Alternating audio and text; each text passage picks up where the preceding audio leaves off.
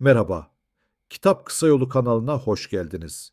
Bugün modern Amerika'nın en karmaşık, en tartışmalı ve belki de en iyi pazarlanmış figürlerinden biri olan Donald Trump'ı anlatan ve onun bir nevi zihin haritasını çıkaran önemli bir kitabı inceleyeceğiz. Bu kitap, Michael D'Antonio tarafından kaleme alınan The Truth About Trump eseridir. Kitabın ismini Trump hakkında gerçek olarak çevirebiliriz. İlk olarak 2015 yılında Never Enough, Asla Yeterli Değil adıyla yayımlanan ve Trump'ın başkanlık adaylığıyla birlikte güncellenerek bugünkü ismini alan bu kitap, sıradan bir biyografiden çok daha fazlasını vaat ediyor. Yazar Michael D'Antonio, Pulitzer ödüllü tecrübeli bir gazeteci olarak, Trump ile yaptığı 500 saati aşkın bizzat görüşmenin yanı sıra, onun en yakın dostlarından en azılı düşmanlarına kadar yüzlerce kişiyle konuşarak bu kitabı yazdı. D'Antonio sadece olayları anlatmayan, o olayların arkasındaki psikolojik sebebi arayan bir yazardır. Trump'ın hikayesi aslında onun doğumundan çok önce babası Fred Trump'ın hırslarıyla başlar. Kitap, Fred Trump'ın New York'un dış mahallelerinde inşa ettiği emlak imparatorluğunun Donald'ın karakterini oluşturan en sert temel taşı olduğunu anlatır. Fred, çocuklarına dünyayı sadece iki kategoriye ayırmayı öğretmişti: kazananlar ve kaybedenler. Eğer kazanan değilsen hiçbir şeysin.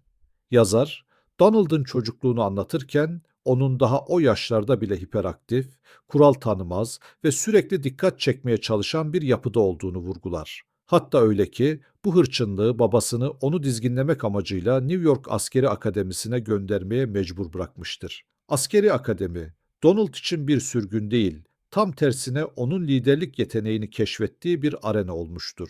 Oradaki sert hiyerarşi, üniformanın getirdiği güç ve kuralları esneterek en tepeye çıkma arzusu, onun sonraki tüm hayatının provası gibidir. Yazar bu bölümde çok önemli bir noktanın altını çizer. Trump, hayatı boyunca her zaman bir otorite figürü aramış ama aynı zamanda o otoriteyi yıkmak için de uğraşmıştır. Yazar bu çelişkiyi, Trump, güç sahibi insanlara hayranlık duyar ama asla onların gölgesinde kalmak istemez cümlesiyle özetler. Genç bir adam olarak Manhattan'a adım attığında Trump'ın cebinde sadece babasının parası yoktu. Queens'ten gelen bir taşralıydı ve kendini ispat etmeliydi. Manhattan elitleri onu başlangıçta ciddiye almamıştı. Ancak Trump'ın en büyük yeteneği gerçeklikten ziyade algıyı yönetmekti.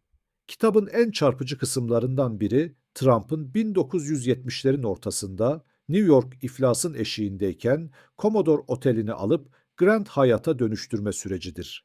Yazar, Trump'ın burada sadece binaları değil, politikacıları ve bankacıları da nasıl ustalıkla manipüle ettiğini detaylandırır. Şehirden aldığı 40 yıllık devasa vergi indirimi aslında modern Amerika tarihindeki en büyük pazarlık başarılarından veya kurnazlıklarından biriydi. İşte bu süreçte Trump'ın hayatına, onun karakterini tamamen mühürleyecek olan o karanlık figür girdi: avukat Roy Cohn. Roy Cohn sadece bir avukat değildi. O, Trump'a saldırının en iyi savunma olduğunu öğreten bir akıl hocasıydı. Kitapta Cohn'un Trump'a öğrettiği 3 altın kuralın Trump'ın bugün bile uyguladığı stratejiler olduğunu görüyoruz. Birincisi, asla geri adım atma ve asla hata yaptığını kabul etme. İkincisi, sana saldırana 10 kat daha sert saldır. Üçüncüsü, her zaman zafer ilan et. Durum ne kadar kötü olursa olsun kazandığını söyle. Yazar bu öğretilerin Trump'ın DNA'sına nasıl işlediğini, 1980'lerde inşa edilen Trump Tower'ın her bir katında bu hırsın izlerinin görülebileceğini anlatır. Trump Tower sadece bir bina değildi. Trump'ın kendi ismini bir lüks markası haline getirme projesiydi. O dönemde Trump kendi dairesini altınla kaplatırken aslında dünyaya şu mesajı veriyordu: ben başarının bizzat kendisiyim. Ancak her yükselişin bir bedeli ve her devasa hırsın bir kör noktası vardır. Kitap 1980'lerin sonu ve 90'ların başında Trump'ın nasıl bir borç sarhoşluğuna kapıldığını sarsıcı bir dille aktarır. Atlantic City'deki kumarhane yatırımları Trump'ın hayatındaki en büyük kumardı.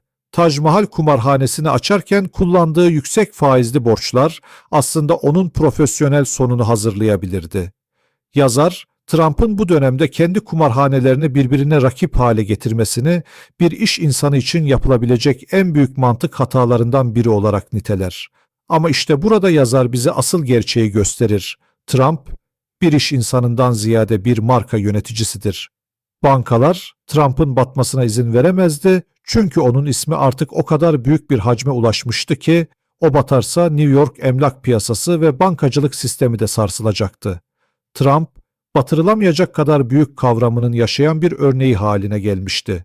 Bu arada şu ana kadar anlattığımız bu karmaşık güç ve marka savaşı ilginizi çektiyse videoyu beğenerek bize destek olabilirsiniz. Sizin her beğeniniz bu tarz derinlikli içeriklerin daha fazla kitapsevere ve bilgi meraklısına ulaşması için bizim en büyük motivasyon kaynağımız oluyor. Yazarın kitabında üzerinde en çok durduğu konulardan biri de Trump'ın medya ile olan hastalıklı ama bir o kadar da dahice ilişkisidir. Trump, medyanın ilgisini bir yakıt gibi kullanmayı 80'li yıllarda keşfetmişti. Gazetecileri kendi dairesine davet eder, onlara hayali projelerinden bahseder ve kendisini her zaman olduğundan daha zengin gösterirdi. Kitabın en eğlenceli ve şaşırtıcı bölümlerinden biri, Trump'ın John Miller adı gibi sahte isimler kullanarak magazin muhabirlerini araması ve Donald Trump hakkında ne kadar çok kadının onunla birlikte olmak istediğine dair dedikodular yaymasıdır. Bu, bir insanın kendi efsanesini yaratmak için ne kadar ileri gidebileceğinin kanıtıdır. 90'lı yıllardaki iflas sürecinden sonra Trump, imajını The Apprentice, Çırak yarışmasıyla tamamen yeniledi. Çırak, Donald Trump'ın dünya çapında tanınmasında büyük rol oynayan, 2004'te yayınlanmaya başlayan bir reality TV yarışma programıdır. Format olarak iş dünyası temalıdır. Her sezon farklı yarışmacılar Trump'ın yürüttüğü işlere ve markaya bağlı çeşitli görevlerde birbirleriyle satış, pazarlama, müzakere, takım yönetimi ve strateji gibi alanlarda yarışır. Her bölümün sonunda Trump, kaybeden takımın veya başarısız stratejinin sorumlusu olduğunu düşündüğü kişiye "You're fired" yani kovuldun cümlesiyle final kararını verir. Bu ifade zamanla hem pop kültür referansına hem de Trump'ın imzasına dönüşür. Yazar, bu yarışmanın aslında büyük bir kurgu olduğunu, gerçekte Trump'ın işlerinin o kadar da parlak olmadığını, ancak televizyonun gücüyle tüm Amerika'nın onu mutlak patron olarak görmeye başladığını anlatır.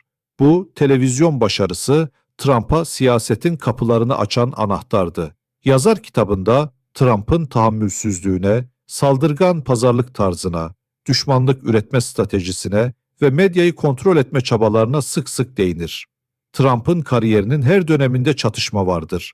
Rakipleri, gazeteciler, politikacılar, hatta önceki iş ortakları bile zaman zaman Trump tarafından ezilmek ile Trump'tan avantaj sağlamak ikilemi arasında kalmıştır.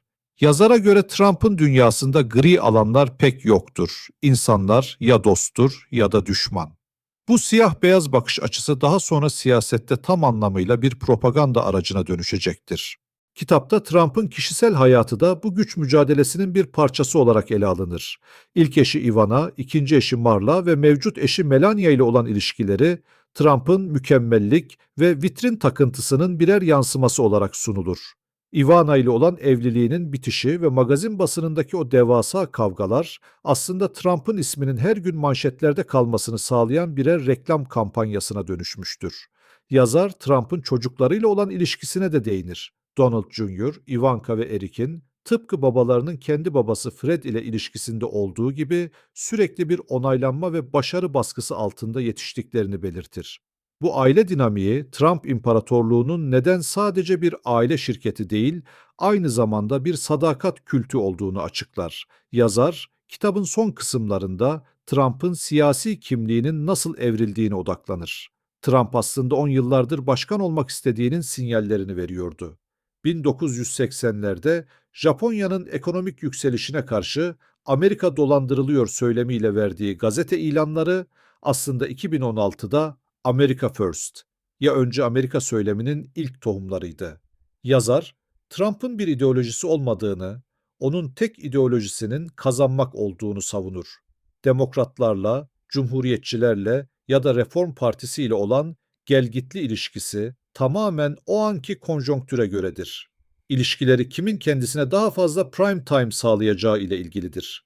Kitap aslında şunu anlatmaktadır: Trump bir politikacı değil, o bir popüler kültür fenomenidir ve en büyük yeteneği insanların korkularını ve arzularını bir satış stratejisine dönüştürebilmesidir. Kitap, Trump'ın politik arenaya girişini dramatik bir kırılma olarak ele almaz. Aksine yazar bu sürecin uzun zamandır hazırlandığını söyler.